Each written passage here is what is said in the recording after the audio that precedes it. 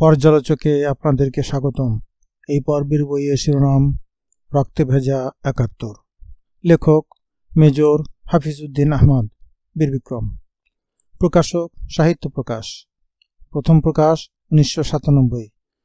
মূল্য ১২০ টাকা। পৃষ্ঠা সংখ্যা ১১১।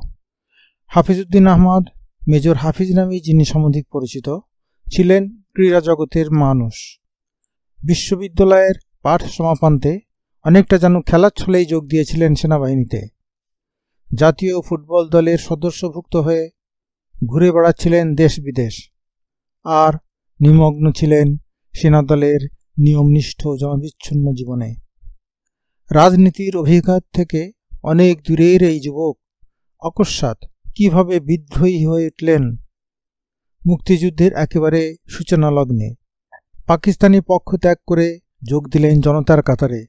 তার আন্তরিক ও বস্তুনিষ্ঠ বিবরণ রয়েছে এই গ্রন্থে। বিধৃত হয়েছে যুদ্ধের ৯ মাসের ধারাবাহিক কাহিনী, যেখানে অনুপমভাবে ফুটে উঠেছে বাঙালির মহত্তম সংগ্রামের বাস্তবতা। রয়েছে যুদ্ধের সঙ্গে সাধারণ জনের সম্পৃক্ততা ও তাদের অসাধারণ বীরত্বের বিভিন্ন ঘটনা। মুক্তিযুদ্ধের প্রাণ স্পন্দনের পরিচয় পাওয়া যায় রক্তে ভেজা ৭১ গ্রন্থে। কেবল যুদ্ধ ইতিহাস হিসেবে নয়, সাহিত্যের ভাণ্ডারেও যা এক অসাধারণ সংযোজন। এত সময় আমি পাঠ করছিলাম গ্রন্থটির পিছনের প্রচ্ছদে লেখা বইটি সম্পর্কে প্রদত্ত তথ্য থেকে। বইটিতে লেখক সংক্ষেপে তার মুক্তিযুদ্ধের ঘটনাগুলো অত্যন্ত সুন্দরভাবে তুলে ধরেছেন।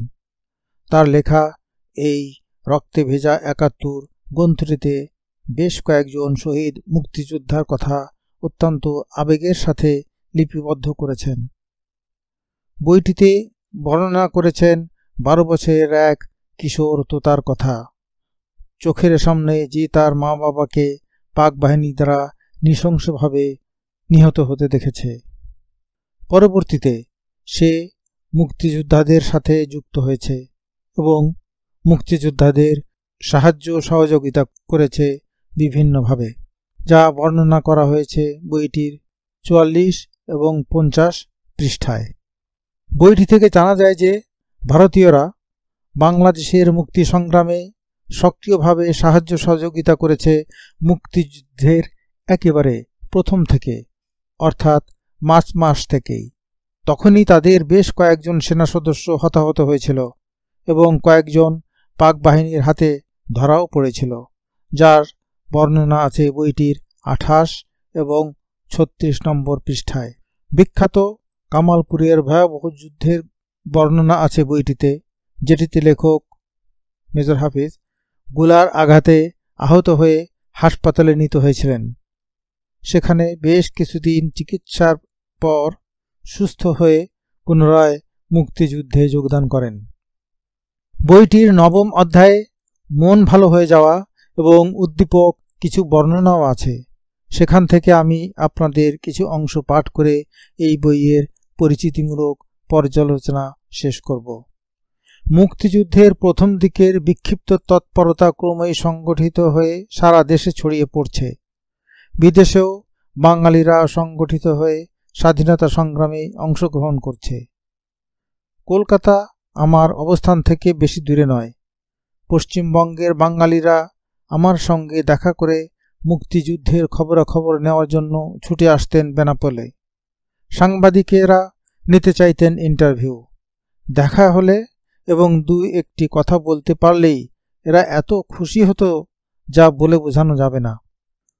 ভারতীয় সেনাবাহিনীতে কর্মরত বাঙালি অফিসারেরা আমার সঙ্গে আলাপ করার জন্য ছুটি নিয়ে চলে আসতেন। সাজোয়া বাহিনীর কালো ইউনিফর্ম পরা চার্লি সেক্টরের সুদর্শন ব্রিগেড মেজর শঙ্কর রায় চৌধুরী, পরবর্তীকালে জেনারেল, ভারতের সেনাবাহিনী প্রধান, একদিন আমাকে বললেন যে আগে তাদের সেনাবাহিনীতে ভেতো বাঙালি বলে বাঁকা চোখে দেখা হতো। আমাদের মুক্তিযুদ্ধ তাদেরকে জাতি তুলে দিয়েছে। শিখ রাজপুতরা এখন তাদেরকে শ্রদ্ধার চোখে দেখে।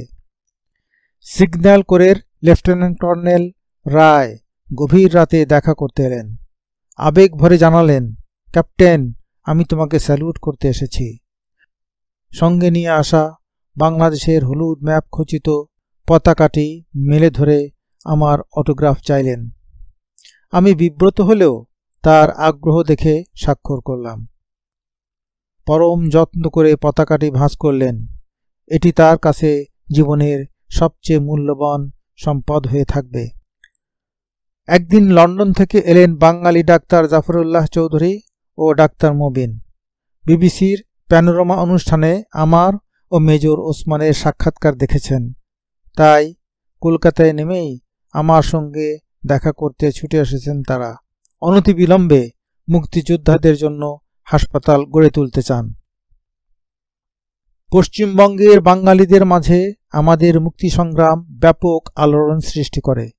শিক্ষক, ডাক্তার, শিল্পী, সাহিত্যিক সকল শ্রেণীর পেশাজীবী সংগঠিত হন আমাদেরকে সহায়তা করার জন্য।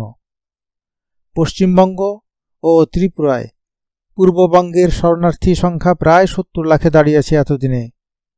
তারা মানবতার জীবনযাপন করছে, তাদেরই সহায়তার প্রয়োজন বেশি।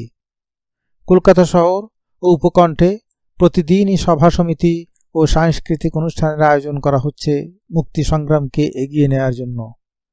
এদের প্রতিনিধিরা পেট্রাপোলে এসে দেখা করে আমাদের বিভিন্ন সমস্যার সমাধানের আশ্বাস দিতেন। ইংলিশ চ্যানেল 17 মিহির সেন একদিন এসে কিছু কম্বল আর পোশাক দিয়ে গেলেন। কি প্রচণ্ড আবেগ দেখেছি সেদিন সকল বাঙালির মাঝে। একটি ঘুমন্ত জাতির মহাজাগরণ দেখতে পাওয়া সত্যিই সৌভাগ্যের ব্যাপার।